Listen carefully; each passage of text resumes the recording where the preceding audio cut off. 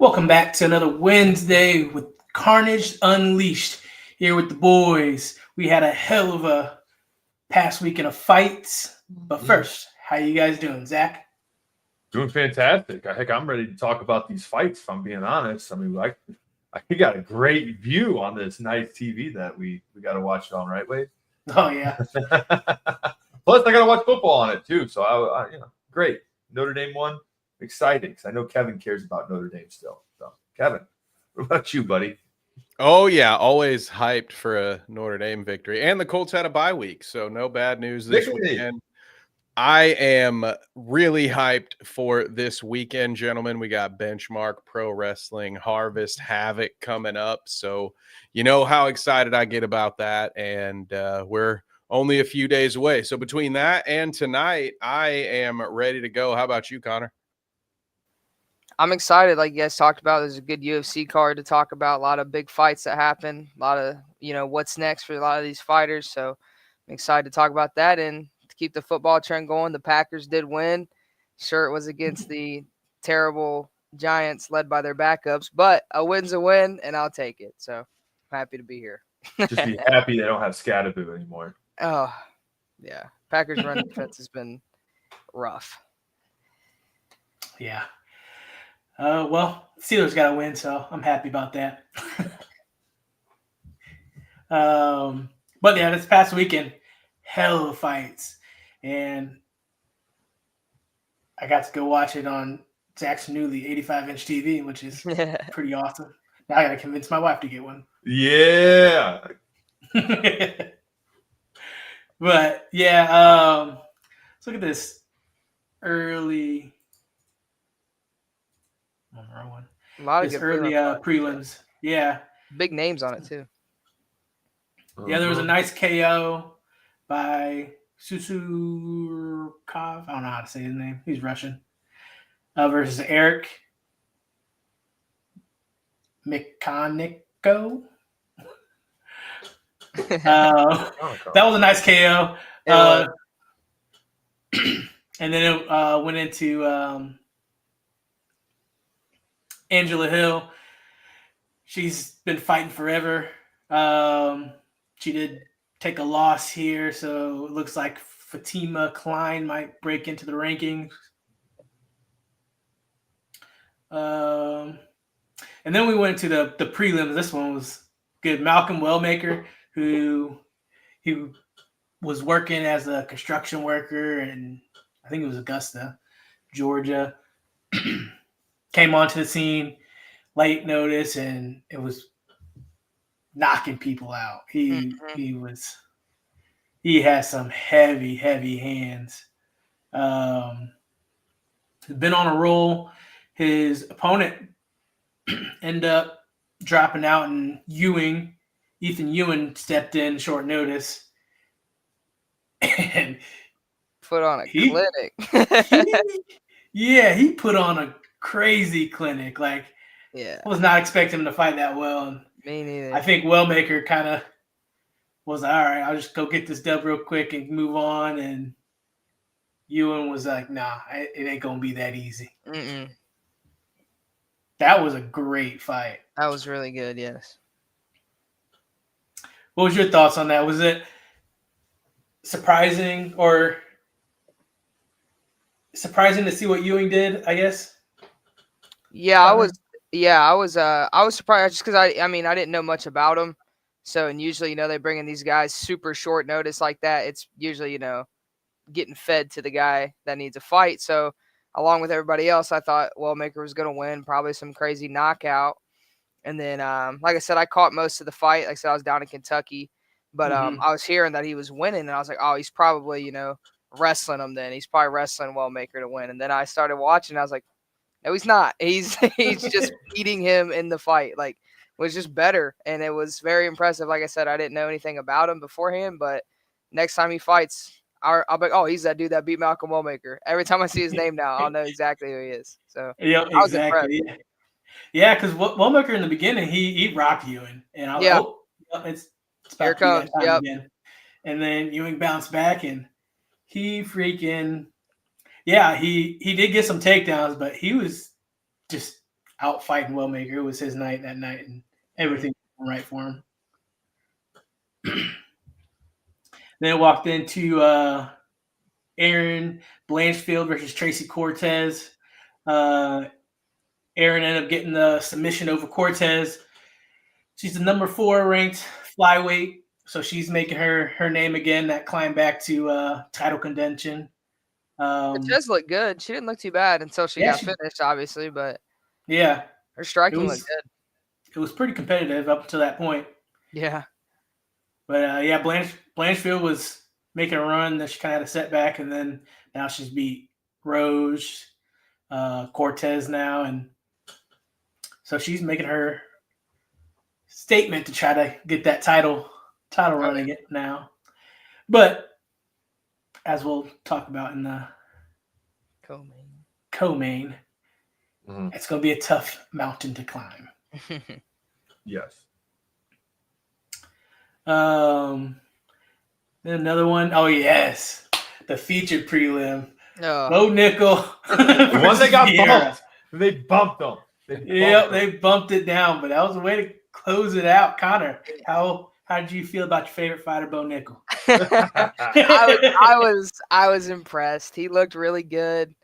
I mean, he needed that. He really did. Everyone was hating on him because he's saying, he could out wrestle Hamzat, he could beat all these guys, all this stuff. And obviously he loses to DeRitter. Everyone hates on him. This is what he needed. He needed to come back and he needed to win. He needed to win like that. Because if he would have came out and just took the dude down and laid on him, nobody would have cared. I'm like, oh, Bo Nickel just trying to play it safe.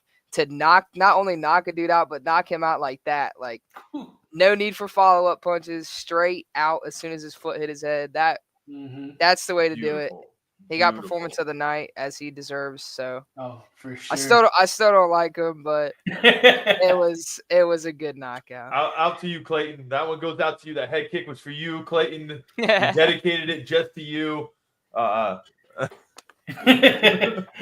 Zach, what was your thoughts on that fight? I thought Bo looked great, because you're expecting. I like when you're expecting one thing from a fighter, and then boom, he comes out, surprises you or her, and surprises you on what they're doing because they're completely changing it up. It catches you by surprise, and it's exciting, and I love it. I love seeing it. I love seeing these fighters evolve, and that's what he's doing. He's slowly starting to evolve, and then hopefully he'll evolve into a fighter that Connor can love and cherish and idolize. Yeah, I thought it was beautiful. I was even telling you, I was like, Bo Nickel, he's been fighting kind of safe, he's been learning on the job. I think he kind of did deserve to get bumped down from prelims. He hasn't been very exciting because he's just been cautious. He's been fighting very cautiously. His most exciting fights were the ones that get him into the UFC. And then once he started fighting those higher caliber guys, he kind of resulted more back to his wrestling and was kind of reserved.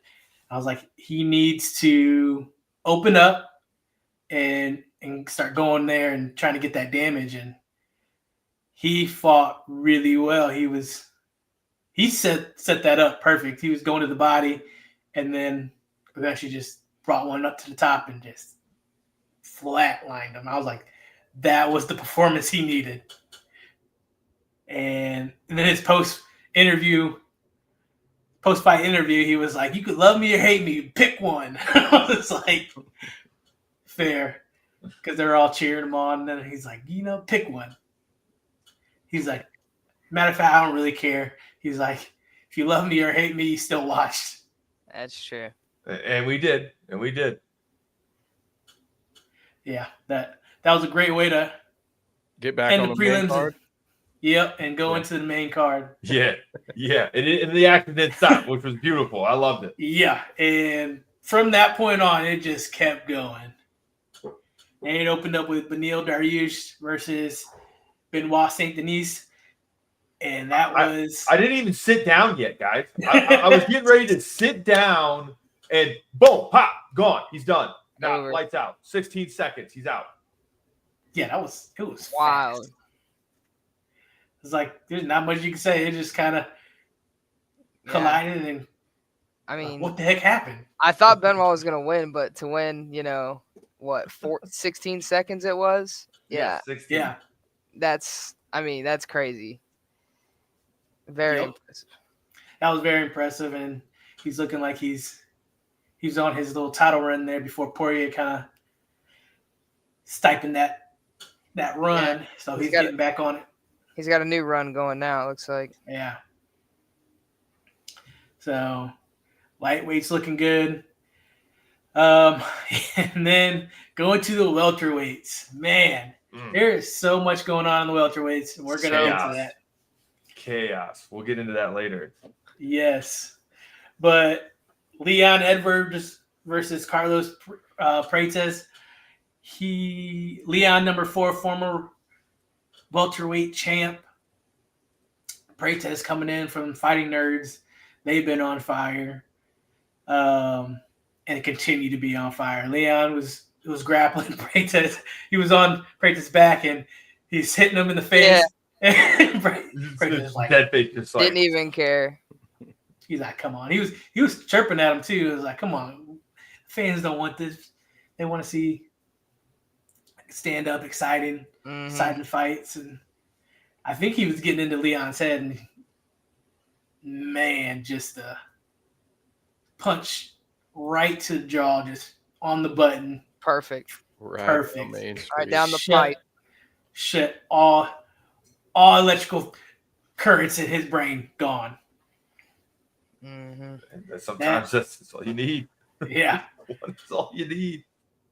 Prates was the number 9. Leon was number 4, ranked welterweight. Prates called out for the belt. Yeah. He's not the only one. Yeah, not the only one, because we go into the next fight, Sean Brady versus Michael Morales. And man, I knew Morales had that in him, but I didn't think it'd be that easy. He's huge too. I didn't realize. I keep forgetting how big he is. And I saw him in there with Brady. I'm like, oh my God. He's a giant welterweight. Yeah. Sean Brady just couldn't get into his range. Nope.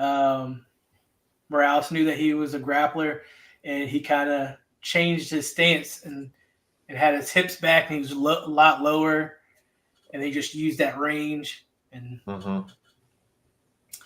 he established his range because Brady couldn't get into there, and eventually he put the lights out.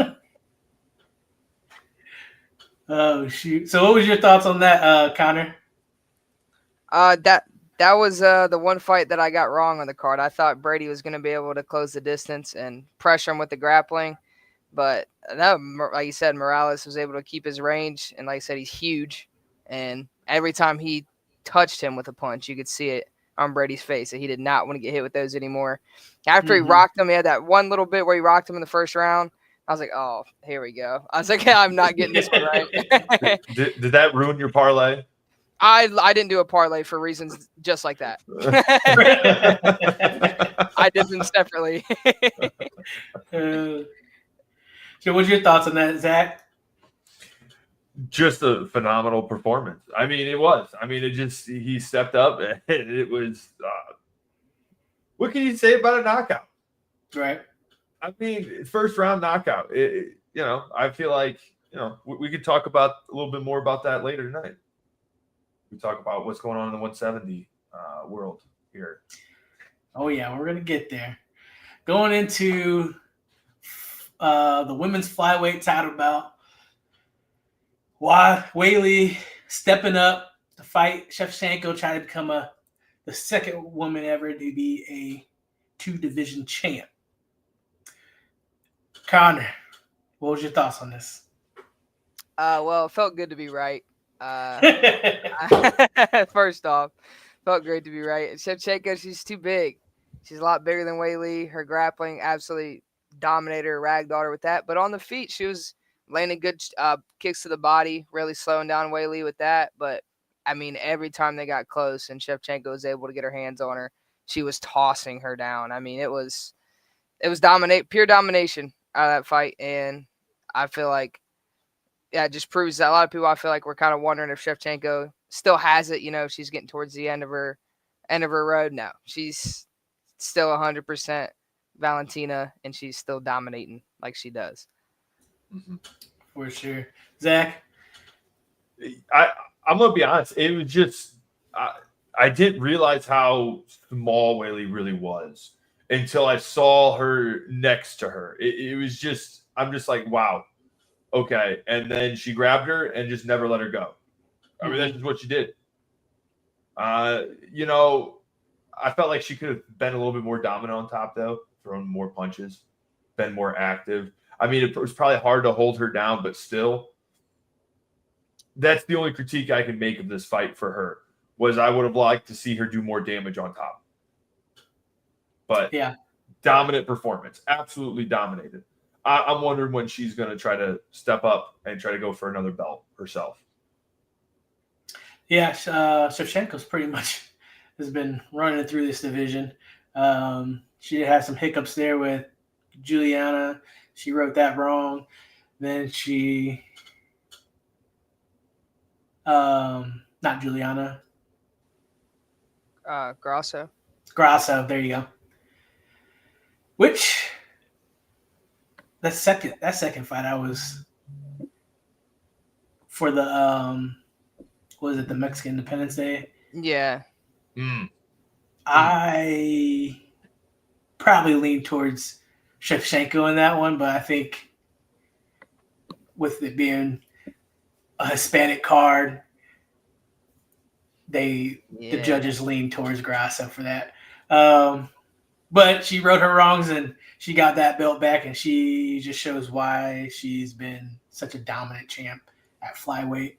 Whaley, I honestly thought would have the edge in the grappling.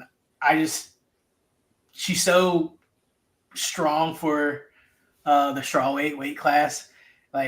So I thought that was going to translate a little bit up to the flyweight, and she would have the edge when it came to the grappling. But Shevchenko, I just didn't realize she was that freaking strong.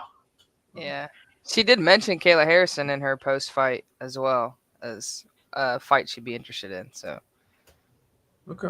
We'll see how strong she really is. She's going to fight Kayla Harrison.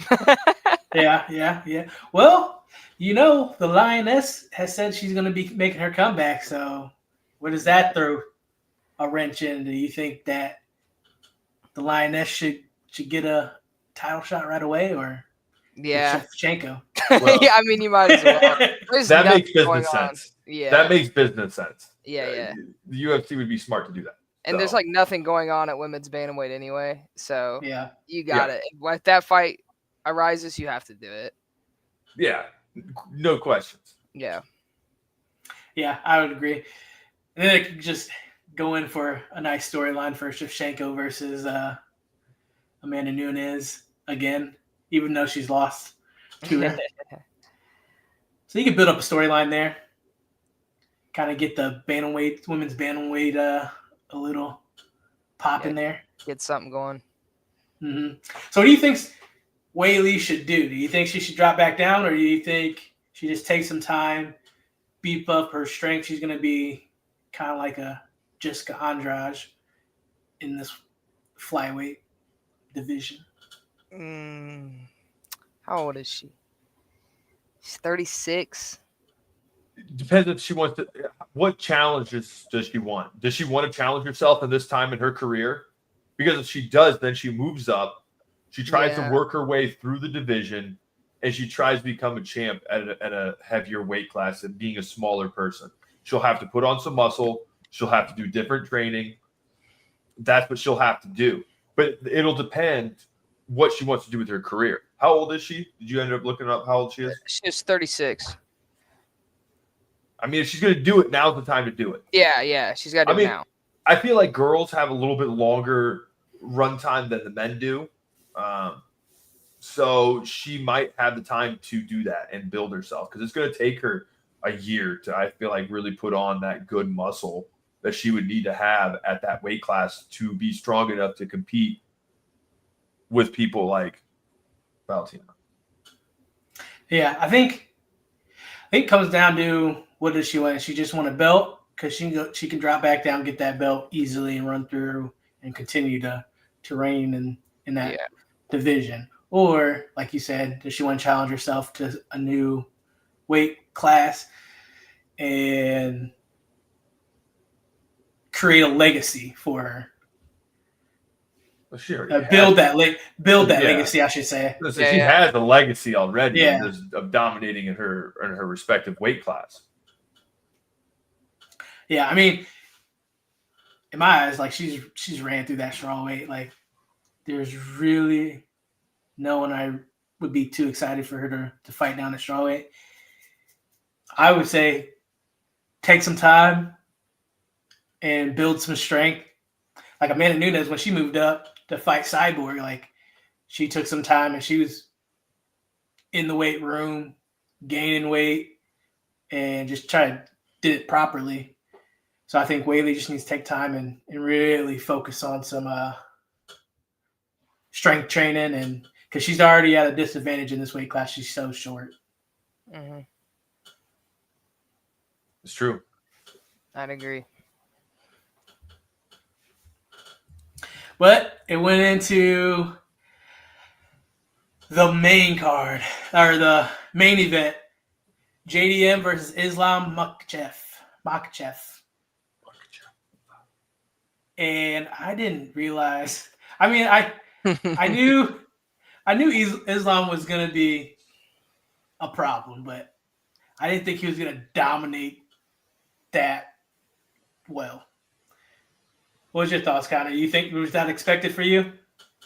A little bit, yeah. That's why I picked Islam. I figure. I mean, I don't bet against the Dagestanis for reasons like that. Their wrestling is next level stuff. I mean, JDM. I mean, he had like to get to this point. Like, yeah, he had beat Bilal to win the belt, but before that, he had beaten like Gilbert Burns and Kevin Holland. He wasn't really tested.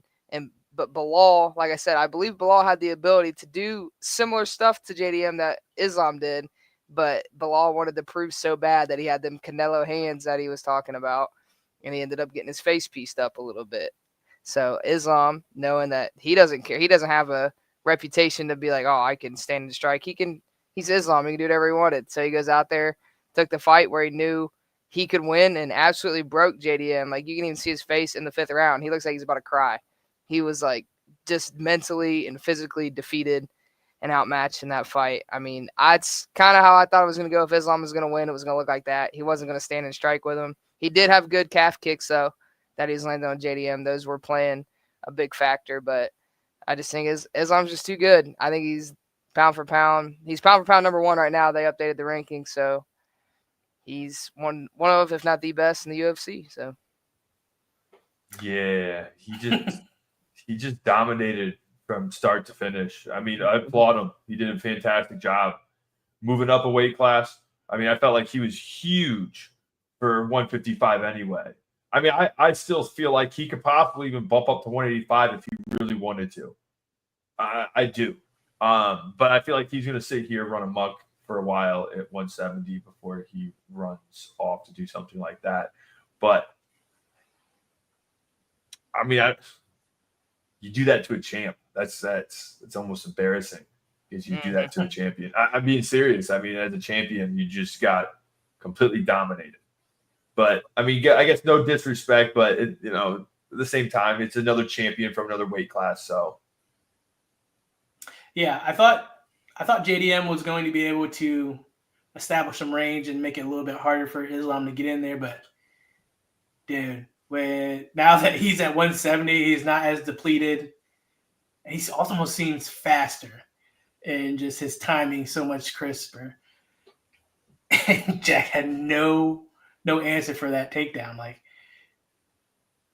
and he could not get up. He tried. Mm-hmm. I mean, he did really well at trying to get up, but I mean, them Dagestanis, man, different breed. JDM has good submission defense. I knew that, and he showed it. He defended a lot of good stuff off, but like I said, just that takedown defense and being able to get back up from Islam taking you down is next to impossible. So, yeah. So Islam, I mean, he looked bigger. So, like you said, Zach, he could, if he runs through this, he could go up to 85, I think, and still pose a problem. I can see But now, Islam, the welterweight champ of the world, double champ, 2 divisions. What is next for the 170-pound weight class? Connor, what's your thoughts? All right, so I've been breaking this down in my head, and I got the rankings pulled up, and I'm going to go through the guys real quick about what I'm thinking. So, number 1 is JDM. Obviously, just beat JDM. 2 is Bilal. Bilal and Islam are training buddies. Islam talked about not moving up if Bilal was champ, so I don't see that fight happening, and Bilal would have to beat Ian Gary. So even if he beats Ian Gary, I don't think they would give him another title shot. Number 3 is Morales, which we just saw him destroy Sean Brady, but I'd like to see him get one more win. I would like to see him and Carlos Prates just fight each other, honestly. I think that fight would be very entertaining, and whoever wins that, I would say you could give them a title shot. Mm-hmm. I would love to see it be Shavkat, but he just never fights, and he's always injured. So, like, him to be gone for so long and then just come back and get a title shot would be hard to defend. But I believe Shavkat and Islam would be a great fight, and I believe that would be a tough test for Islam. One of the toughest ones he'd have. And then other than that, I mean, Sean Brady just lost. I've heard talks of Kamaru Usman, but he's ranked number 8. That would be a crazy jump to shoot him up to a title shot. Mm-hmm. Obviously, Leon just got knocked out. Buckley lost to Usman.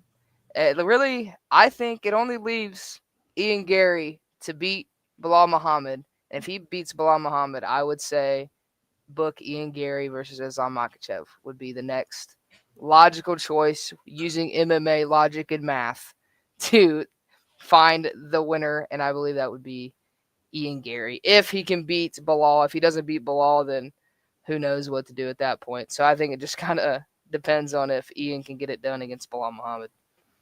Okay. You know, Islam did call out saying that he wanted to fight Kamaru Usman. Do you think that holds any weight? I wish I wouldn't be mad if they booked it. I believe Usman could give a lot of problems to Islam. I really believe he could. That might, besides Shavkat, he might even be tougher for Islam than Shavkat. It's just hard to defend that if you want to go rankings wise. You get them nerds that care so much about the rankings, and you got Usman sitting at 8, and like he's number 8 getting a title shot. But it's Kamaru Usman, so I feel like that's enough in itself. His name carries enough weight and legacy. You could book him up there, which like I said, I wouldn't mind that. I think it'd be a fun fight. I still think Islam would win, but I think it would be a very tough test for Islam. The toughest fight he's had so far in his career.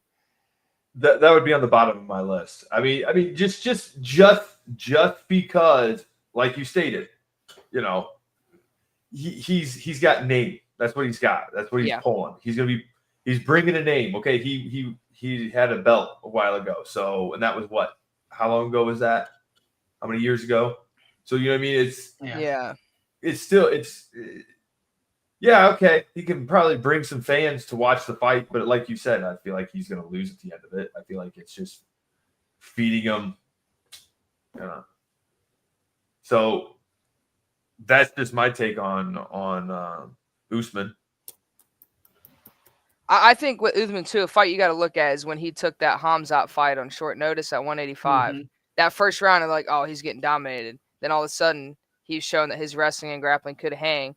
Sure, Hamzat was getting tired, but at the same time, Usman took it on short notice up a weight class. I feel like his grappling and wrestling could, I'm not going to say match out or even out with Islam, but it would do better than someone, say, like Jack Della Maddalena did. So I feel like he could hold his own better in the Islam territory of fighting than guys like Maddalena, guys like Morales and Prates would. Agreed. Yeah, I think Kamaru showed that he's still fighting top tier. Like, to go in short notice, bump up, and pose problems for Hamzat. Yeah, but does he deserve a title shot? That's the only thing I got. Does he deserve a title shot? No. I mean, he brings a name. Cool. Yeah. That's all he's bringing. He doesn't deserve the title shot. Rank 8 coming off a win of Joaquin Buckley, which at the time was big because Buckley was on a run, but I still don't think that's enough to give you, like, if what I'm saying for Michael Morales and Prates isn't enough to get them a title shot based off of wins, then what Usman technically has done lately wouldn't be enough either. It's really just his name that's carrying that weight to put him into that position. Yeah, I agree. But Islam seems like he doesn't want to fight until the white card, which is July. There's a lot of time.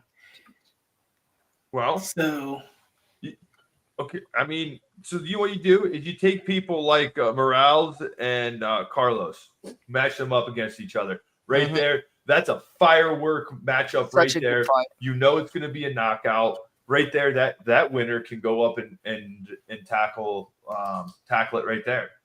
I agree. You know what I mean?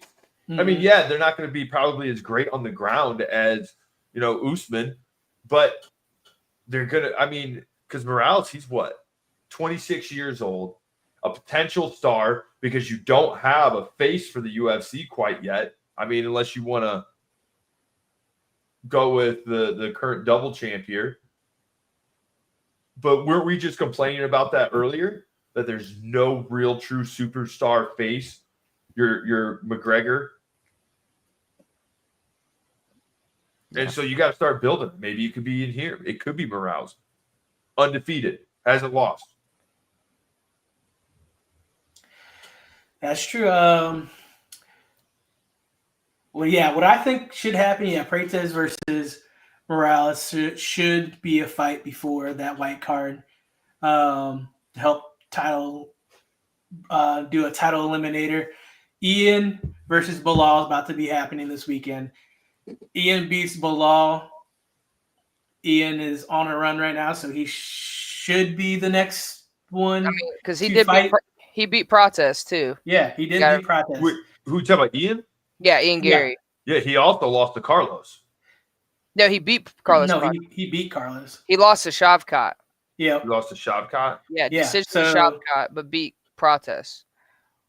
In all reality, Shavkat should be the next one, but that's because what I'm saying, yeah. He couldn't capitalize off that win and he got hurt himself and hasn't fought in so long. It's really hard. His momentum's died, so he can't. Doesn't make the best sense. If he was active, it would make so much sense just to throw him in there with Islam, but it's hard when he hasn't fought in so long.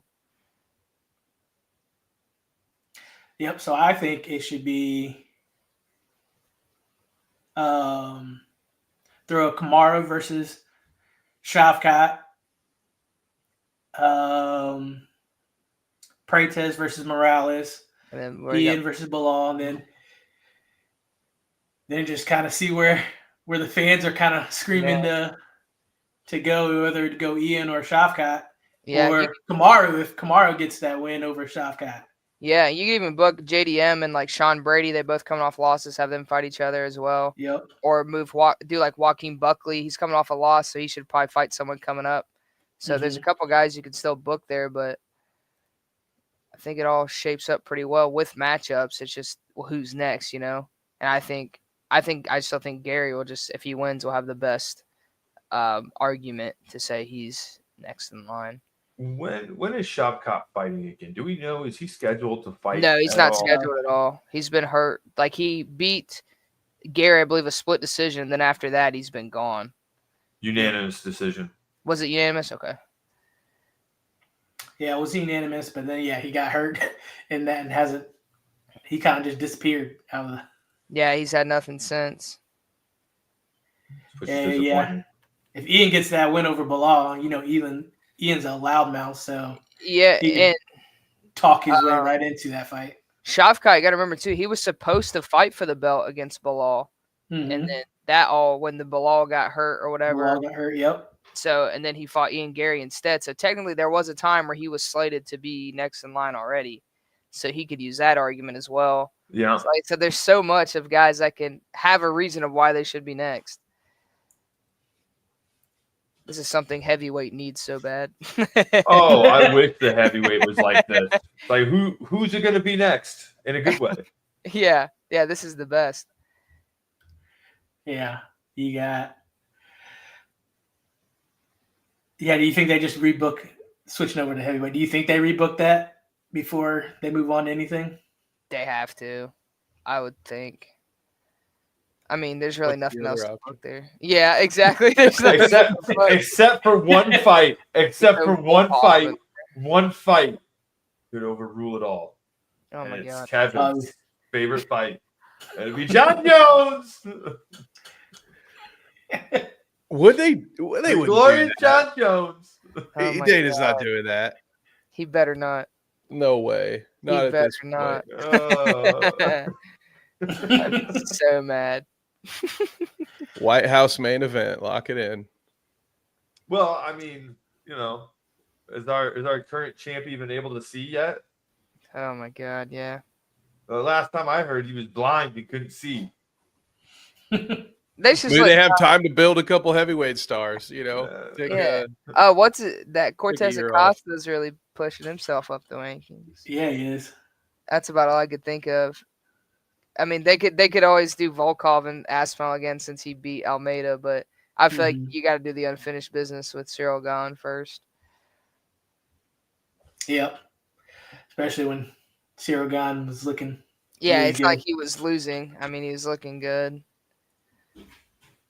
It's just rough. Yeah, you hate that it's because of an eye poke, but what we were just talking about, Zach, like they don't have a lot of compelling storylines, for lack of a better term, in the heavyweight division. You have something here, albeit not an ideal way to get something like that because of the eye poke. But yeah, it wasn't like he was getting dominated and then poked him in the eyes. Like he was looking pretty good ahead of that, and I think that's the only fight that they could book right now for the heavyweight title that would generate that you can just say, hey, this is going to headline a card and sell pay-per-views off of it. So that's who knows, maybe if Tom does have to sit out a while, maybe they can find a couple of guys in the meantime and actually have somebody lined up next. Because are they just gonna do a trilogy just because? Like, well, you guys can just run it back, I guess.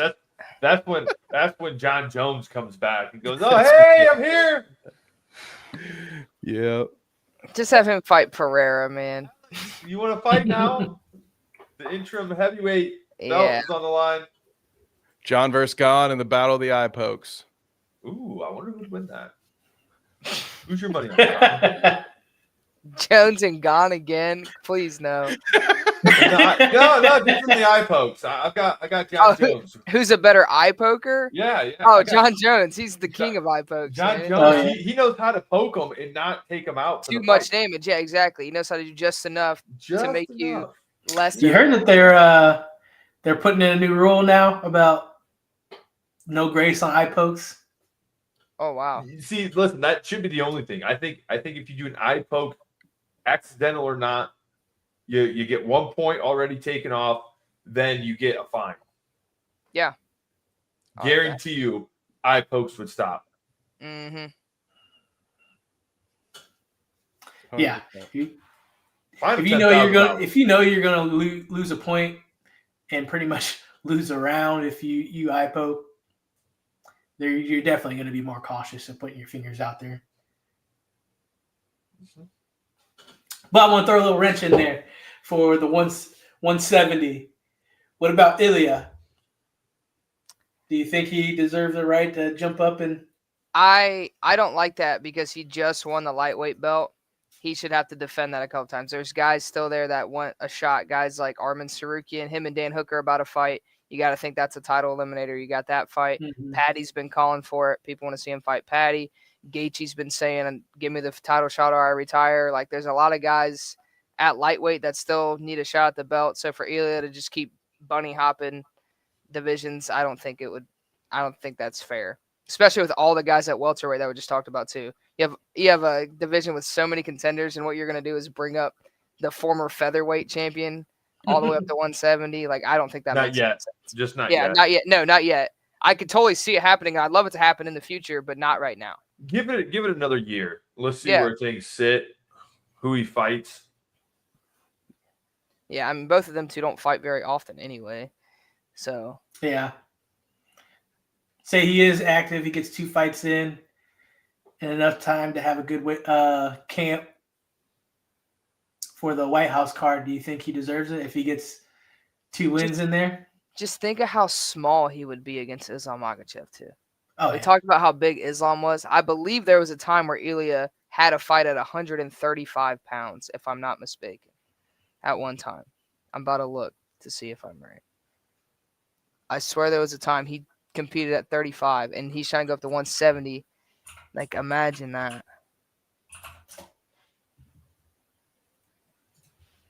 Talk about getting ragdolled. Well, Connor, you got no room to talk. Didn't you want to join a heavyweight kickboxing tournament at one point? Throw some weights in his pockets. If the heavyweights are like the UFC heavyweights, I'll do that any day of the week. What? They'll poke your eyes out. Yeah, true. Dude, one win at heavyweight, I'd be ranked in the top 10. Yeah,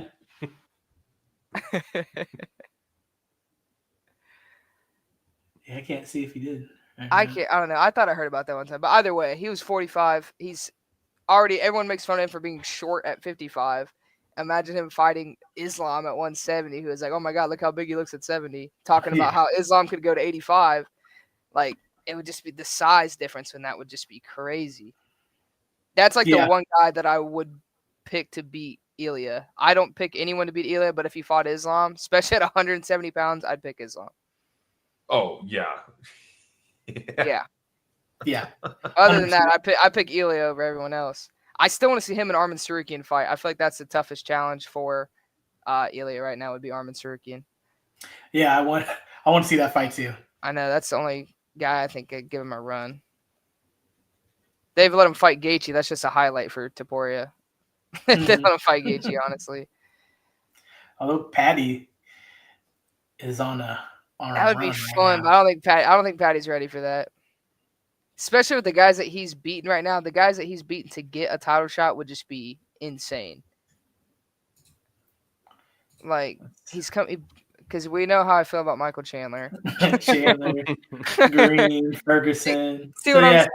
Those three gets you a title shot. That would be nuts. Tony Ferguson, that was like on part of his 100-fight losing streak. Bobby Green's known for getting knocked out a lot. And then Michael Chandler's won like 2 fights in the UFC since he's been here. Like, I don't think that should give you a title shot. Agreed.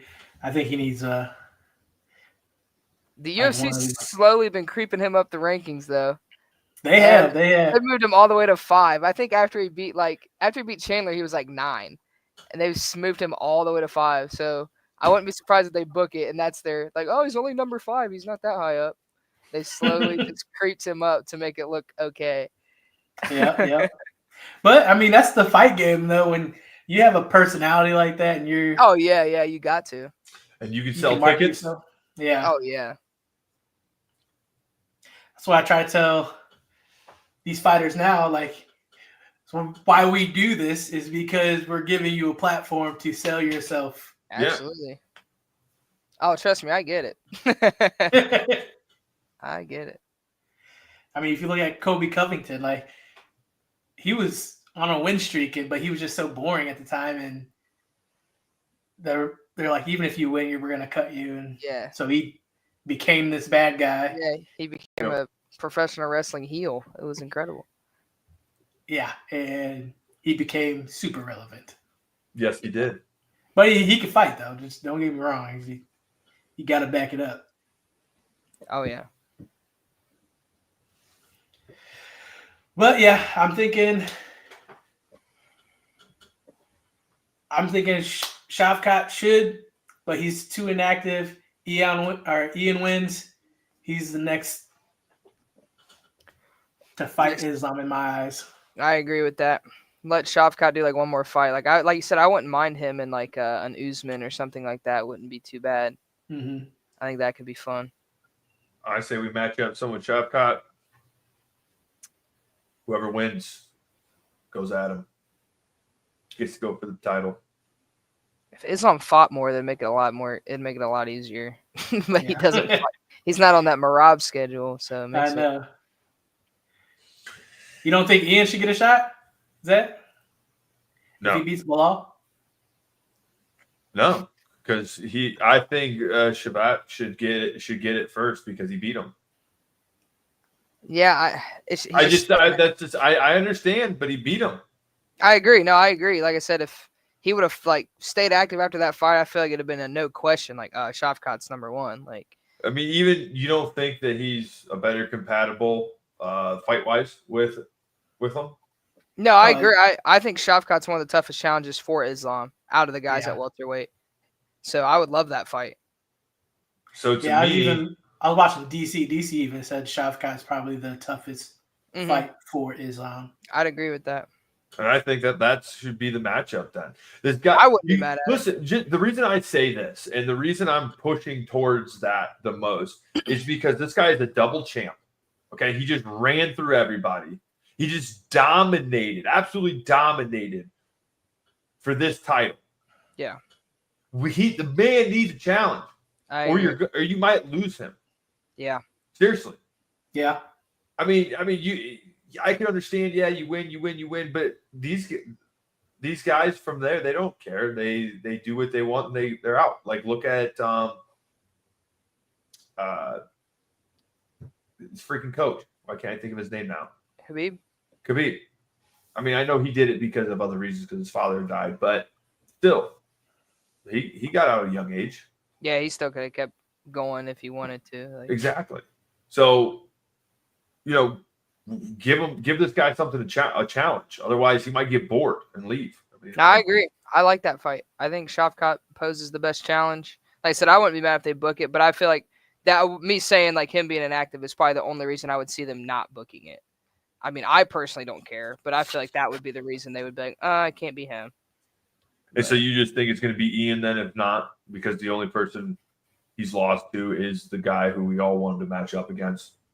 Yeah, I could see him. Like I said, Ian is active. If he beats Bilal was just a champ not too long ago, and I could just see them doing that because since Islam doesn't fight very often anyway, I could totally see them matching that up. Mm-hmm. Yeah, I think though too. Shavkat hasn't fought since last December. Yeah, when he beat Gary, and then that was. It's going to be over a year and a half of him being inactive, then going in for that fight. So I think Shavkat should get one more fight in there just to get back into the ring and that competitive feeling again, and then get that shot. Yeah, I mean, if they book him against somebody else, like I said, I would love him and Kamaru Usman. I think Usman and Shavkat would be a great fight. And if they're not going to give Shavkat a title, but they're going to give him a fight, give him Usman. I think that'd be fun. And then whoever wins that, I don't think you can argue like they should get a title shot after that. Nice.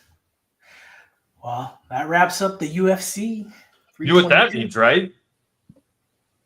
For everyone's favorite segment, the Wrestling Minute. A lot to talk about.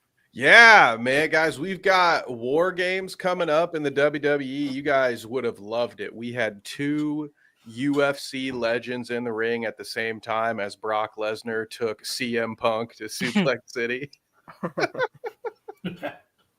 Would have loved to see that. I gotcha. I know you guys love the CM Punk UFC run.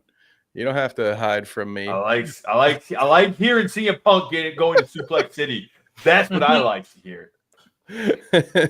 Yes, to the surprise of absolutely no one, Connor, Brock Lesnar was Paul Heyman's mystery 5th teammate for War Games. What were your thoughts on this whole thing? We've got, I mean, probably like the most popular guys that they could corral with this one, with Punk and Cody and also Roman Reigns. But before I give any of my thoughts, what did you think about this whole setup? Are you hyped for this? I mean, yeah, like I said, it's got all the big names that you could possibly put into that match. And I think it all makes sense too. Like obviously Brock is going to be with Paul, and obviously I think we all knew Roman was going to be with the other guys just to counteract that. I think it all made sense. I mean, like I said, I think it'll be fun. I like it.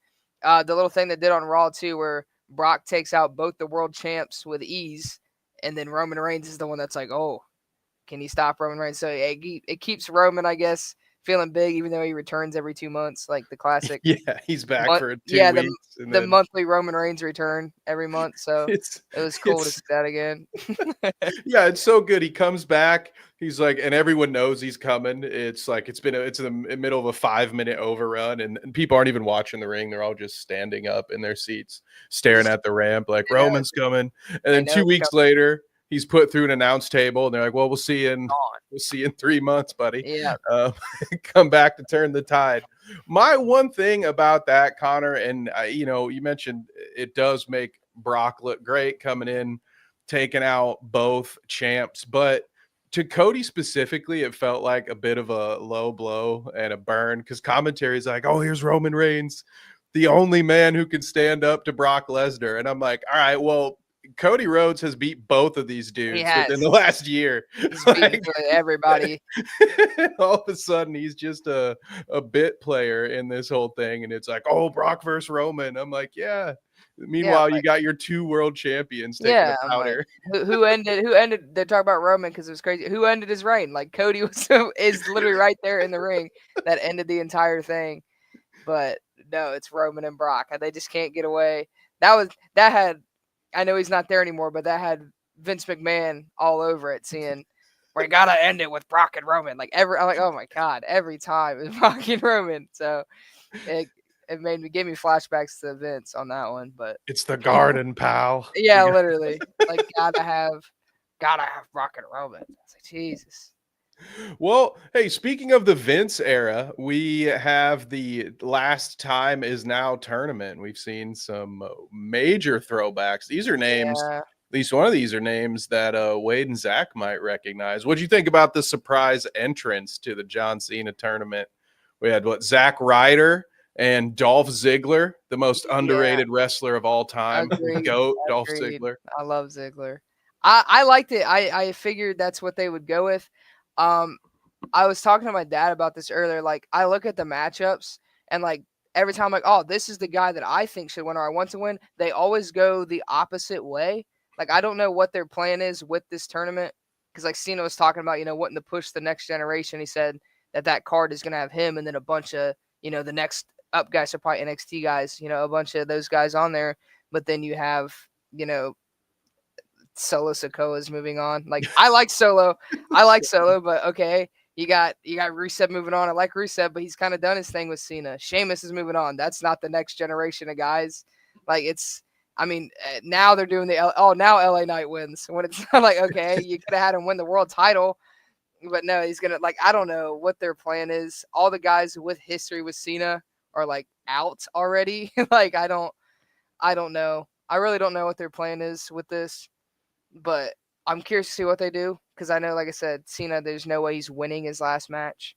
That's wrestling logic. You're supposed to go out on your back. So, and if anyone's going to, it's Cena. He's been talking about pushing these young guys in this next generation. But again, I don't know who exactly the next generation is with the guys that are left because even Gunther won, but he's been at the top for a long time. So it's like, who exactly are we trying to push here? Gunther's trying to steal Randy Orton's old gimmick. He's just going to be the legend killer. Anytime a guy comes back to retire, they're like, let's just feed him to Gunther. I guess.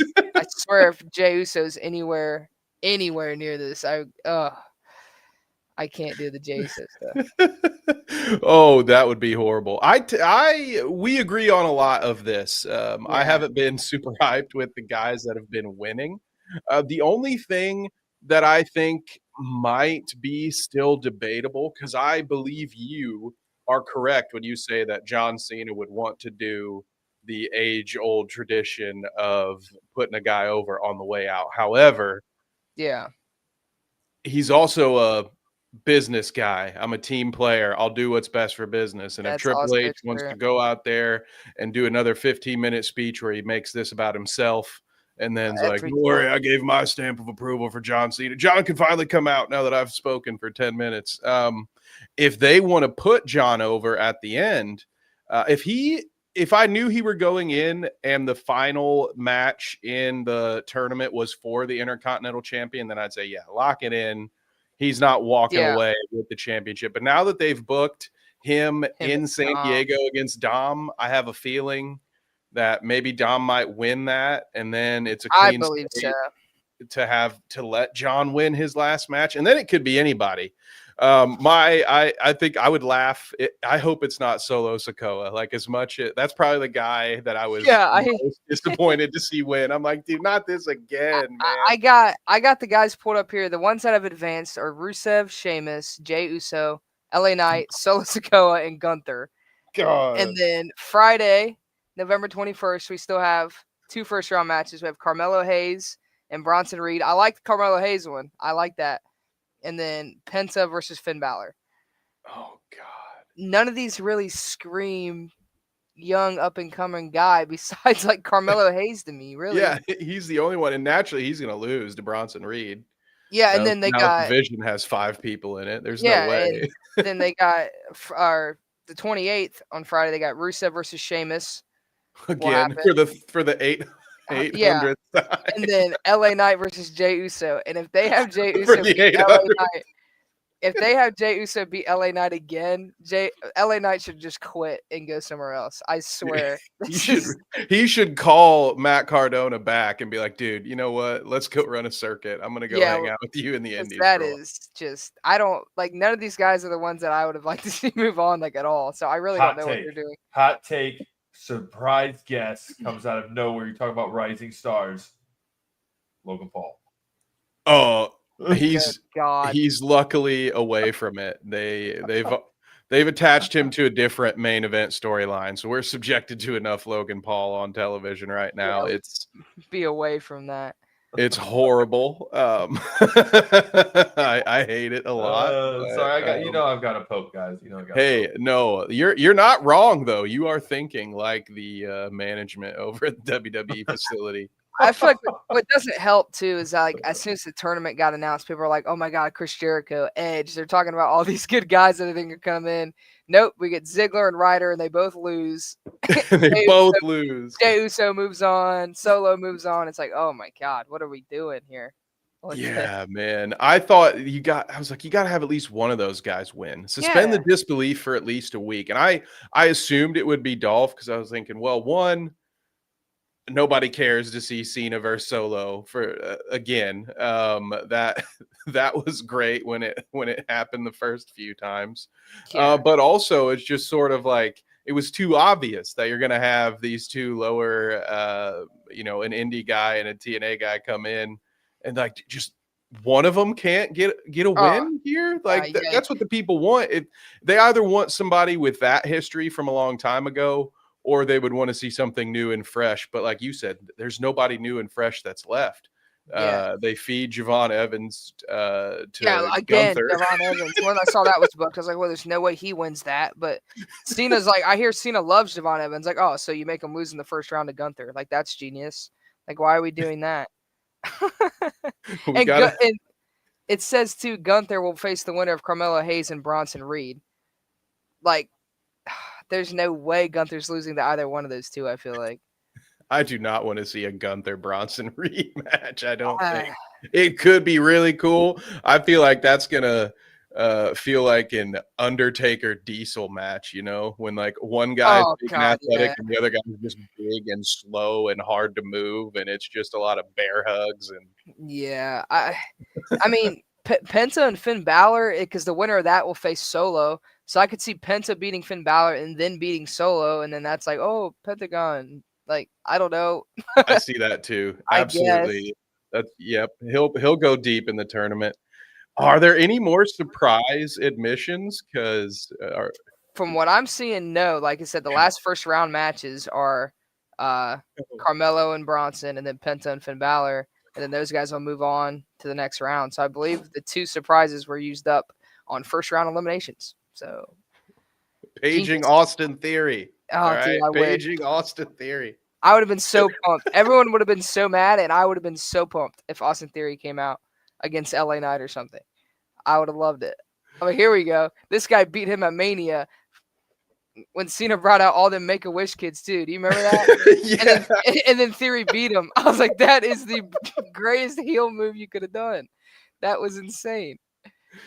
Just wasted, dude. Yeah, man, come on. They still owe him for that failed cash in for the U.S. title, wasn't it? Oh, I was so mad. I was like, the U.S. title, that's what we're doing? And we're going to lose? Like, that's what we're doing?